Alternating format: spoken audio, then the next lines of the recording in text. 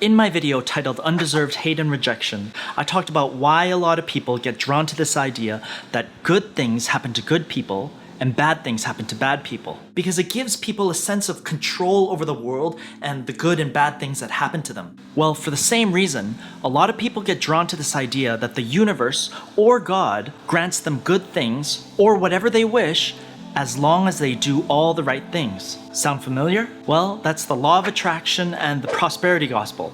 Two very similar views on how the universe and God works. In this video, I'm going to talk about the dark side of the law of attraction and the prosperity gospel. Hi, my name is Daniel, and I love talking about philosophy, mental health, and self-improvement. If you're interested in these topics as well, don't forget to subscribe. Now, before I jump right into today's topic, first, I want to set the right expectations by clarifying one thing. I'm not going to be covering everything that there is to know about the law of attraction or the prosperity gospel. As it says in my title, this video is just about the dark side of these ideas. Yes, I'm aware that these ideas can have the effect of steering people toward beneficial things like positive thinking and finding some kind of purpose in life. But they don't own these things. So I don't plan on stretching out my video longer than it has to be, talking about their various benefits, especially those that aren't exclusive to them. And with that, let's begin. The law of attraction is this belief that your positive or negative thoughts and visualizations cause the universe to then bring positive or negative experiences into your life. Similarly, the prosperity gospel is this belief that your faith and donations cause God to then bring material wealth into your life. They're the same thing, repackaged differently for a different target audience. One for the spiritual but not religious crowd, and the other for the religious crowd. In both of these,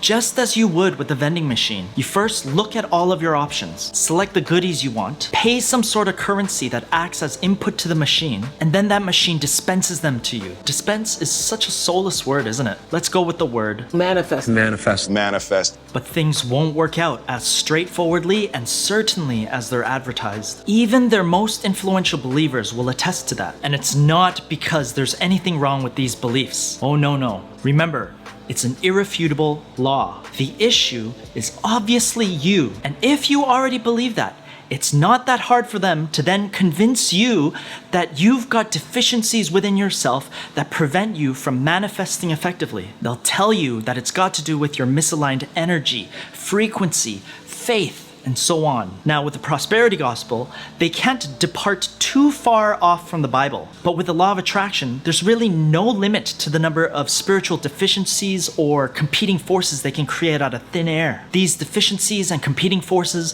then create an opportunity for spiritual experts to sell their advice on how to address those issues. And so you eat that all up, keep on performing, keep refining your techniques, keep on going back to your spiritual experts for counsel, and yet still you might not see any results. By this point, it's totally normal to feel frustrated and question these ideas. But there's actually no room for any of that. They'll tell you that any frustration or doubt is negative energy that gets in the way of you manifesting. So not only do they rationalize for you why things aren't working out, they also steer you away from your doubt by triggering your fears of manifestational dysfunction. They'll tell you that you need to exercise more faith and more trust in the universe or God. They'll urge you to become this one-dimensional person who only feels good feelings. So it all comes down to performance. And for a huge number of people who already believe that what they do is never enough,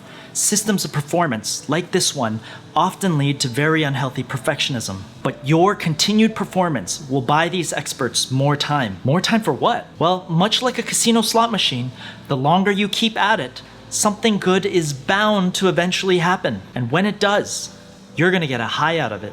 Now, something quite interesting happens after this. Even if all the things you did leading up to your eventual win had nothing to do with how things unfolded, just by the simple fact that one thing happened after the other, you might believe that your actions caused it to happen that way. And so to make it happen again, You keep doing the same things. You keep on performing, keep refining your techniques, keep on going back to your spiritual experts for counsel. This is no different than a sports fan who keeps on wearing his same lucky underwear every playoff season, thinking that his choice of underwear somehow affects the outcome of the playoffs. But you won't see this as being superstitious. Instead, you'll believe that the law of attraction or the prosperity gospel actually worked, and you'll sink even deeper into it. The people in your life, maybe even your family and friends, might see the toxicity beneath all of your forced positivity, and out of genuine concern for you, perhaps even for the vulnerable people you influence, they might challenge you to reevaluate this way of looking at the universe or God. But as you've been taught,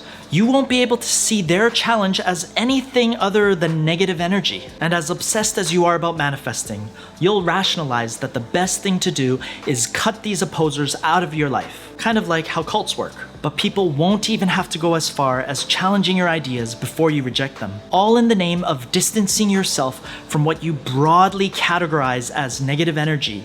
You'll end up othering people, disadvantaged people, people going through real suffering. You'll believe that their suffering is just a consequence of the poor choices they've made, poor choices in how they think and visualize. And as you grow to have less and less empathy for those who are suffering, people will see that you're not a safe person, certainly not a safe person to be transparent and vulnerable in front of. So though it may have started with you rejecting others, in the end, you will be the one being rejected. Now let me tell you a little about the ugly business side of all of this, where a lot of spiritual experts in this industry apply the same scammy sales technique as get-rich-quick gurus. First, they develop something they can sell. For products, they might have online courses, and for services, they might offer one-on-one life coaching. After that, they've got to find ways to reach buyers, right? And that's where marketing comes in. Understanding that there's a bunch of other sellers competing for your money, they develop and play a simple, memorable character, a character to be the face of their products and services. So what kind of character is going to look like they'd be the perfect expert to teach you how to get what you want in life? 1.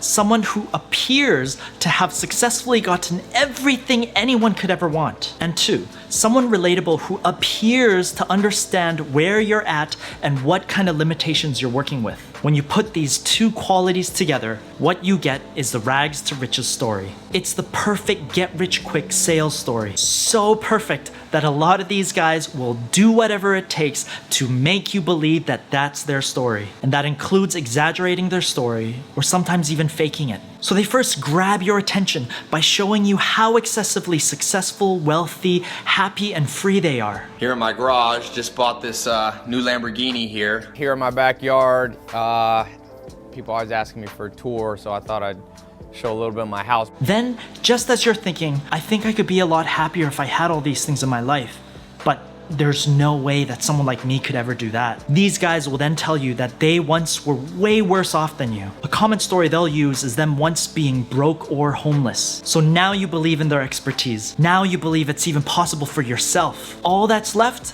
is to believe in their product. And that's where testimonials come in. Same thing, exaggerated or even faked. They'll tell you all about how this person and that person benefited so much from their product. Once you believe that, your money will be leaving your wallet and going into theirs. Now, at any point after your purchase, if anything good happens in your life, and as I said earlier, much like a casino slot machine, the longer you keep at it, something good is bound to eventually happen. The opportunists among them would love to connect it all back to their products. And so they'll use your success stories as proof that their products really work. And with that added credibility, they'll sell even more of their stuff, making even more money. And then with all of that money, they reinvest it right back into their business, doing all the same things, developing more sellable products and services, exaggerating their success, wealth, happiness, and freedom in their marketing materials, and spending more on ads so that their sales presentation reaches their vulnerable buyers. Now, I understand that this isn't everyone's experience. Just like casino slot machines,